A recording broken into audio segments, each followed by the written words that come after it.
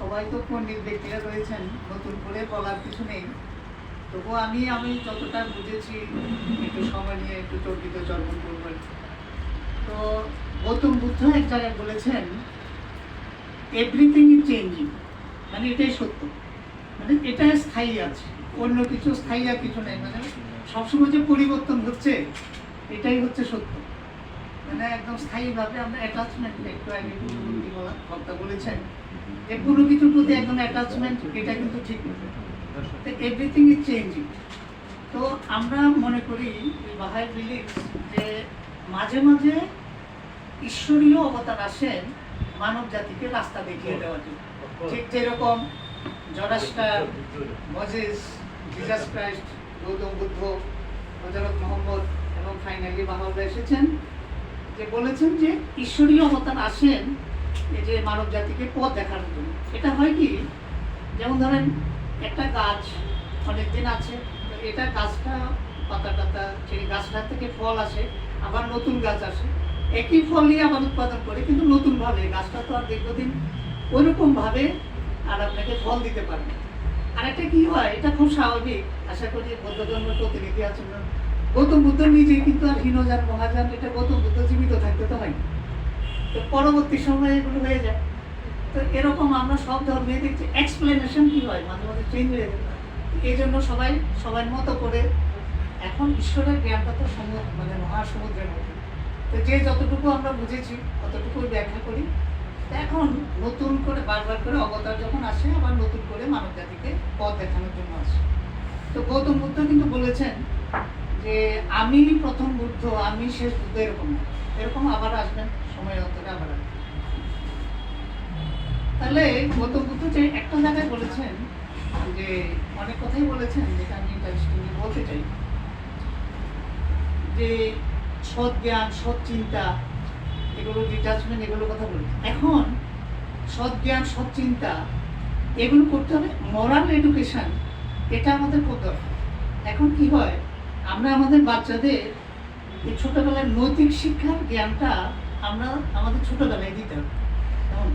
তো ছোটবেলায় যদি আমরা না দিই, আমরা এখানে আমরা বয়স্ক মানুষরা সবসময় এসে আমরা একই কথাই আবার রিপিট করি, কিন্তু এই জ্ঞানটা আমাদের পরের প্রজন্মের মধ্যে নবাগত আমাদের যে নেক্সট জেনারেশন আছে ওদেরকে এটা শিখিয়ে দিতে হবে। তাহলে কি হবে, এখন নতুন নতুন করে যে মরাল এডুকেশন এটা ওরা ধারণ করতে হবে।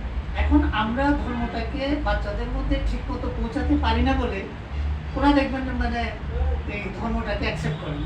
এবং পৃথিবীতে এটা এমন একটা সময় যেখানে সবচাইতে বেশি অবিশ্বাসী লোক আছে, মানে ঈশ্বরকে বিশ্বাস করে না।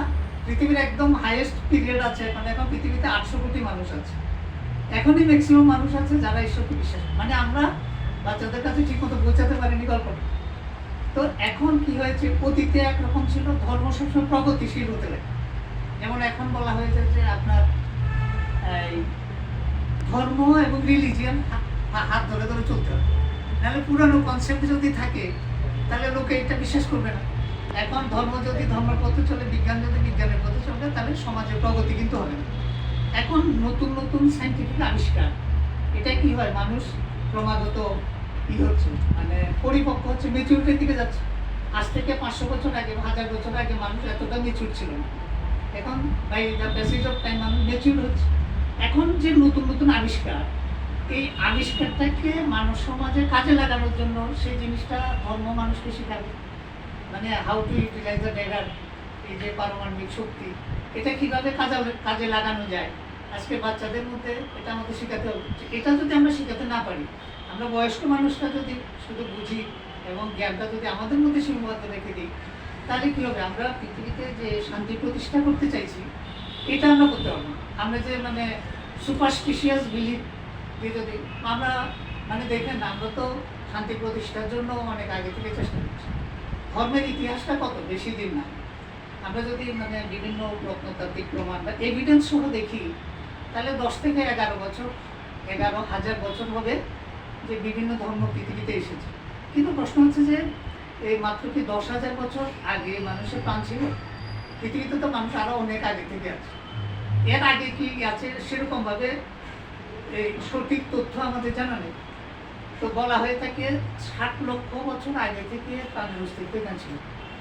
তো আস্তে আস্তে ক্রমাগত ইভলভিং পরিবর্তিত হয়েছে। খ্রিস্ট ধর্মে একটা বলা হয়েছে যে আদম এবং ঈদ প্রথমে ছিল, আমরা আদম এবং ঈদ থেকে এটা একটা প্রতীকী গল্প হলো, এটা একটা যথেষ্ট একটা মিনিং রাখে। ভগবান বুদ্ধ কিন্তু ঈশ্বর সম্পর্কে একটু নীরব ছিলেন। যখনই ঈশ্বরের কথা জিজ্ঞেস করা হতো ঈশ্বরকে, তো উনি ওইটা ওইভাবে না বলে বলতে আমার কাছে এসো, তো উনি কথা বলতেন, খুশি টুসি হয়ে চলে যেত, মানে আর ঈশ্বর কে কোথায় আছে এগুলো জিজ্ঞেস করতেন। মানে কি হচ্ছে, এই ভগবান বুদ্ধ আসার আগে মানুষ কি করতো, এটা আমার দেবতা, ওটা আমার দেবতা, এটা আমার ধর্ম, যেমন ধরো কেউ ব্রাহ্মণ কেউ বৈশ্য, এরকম নিয়ে মানুষ তো হানাহানি। হ্যাঁ, ভগবান বুদ্ধ বলেছেন মানুষ তো জন্মসূত্রে কেউ ব্রাহ্মণ কেউ বৈশ্য কেউ শূদ্র এমন হয় না, যার যার কাজের দ্বারা এটা এমন না। আর বিভিন্ন দেব দেবী নিয়ে মারামারি করতো। ভগবান বুদ্ধ জানতেন আমি ঈশ্বরের প্রকাশ, আমার মানে ঈশ্বরকে আমাকে দেখো, তাহলে মানে ঈশ্বরকে দেখতে হবে। তো ওনার কাছে কথা শুনে লোকে চলে যেত। উনি আপনি প্রায় যে কোনো লিটারেচারে দেখবেন যে ভগবান সম্পর্কে গৌতম বুদ্ধ একদম নীরব ছিল। এখন ফাইনালি আমি যেটা বলবো, আমরা সবাই কিন্তু কোনো না কোনোভাবে পৃথিবীতে ঐক্য এবং শান্তি প্রতিষ্ঠা করতে চাই, সবাই চায়, রাজনৈতিক নেতারা চায়, বিভিন্ন সংস্থা চাই, আমরা ব্যক্তি মানুষ সবাই চায়। এখন পন্থা বা পদ্ধতিটা কী হয়? আমরা যে এই যে সুপারস্টিশিয়াস, এক মানুষ যুদ্ধ লেগে যায় কেন? মানে কি হয়, আমরা আরেকজনের জায়গা দখল করে দিতে চাই, ঠিক আছে? ঈশ্বরের সাম্রাজ্য প্রতিষ্ঠা, রাম রাজ্য প্রতিষ্ঠা, মানে কি ন্যায় পরায়ণতা থাকবে, জাস্টিস।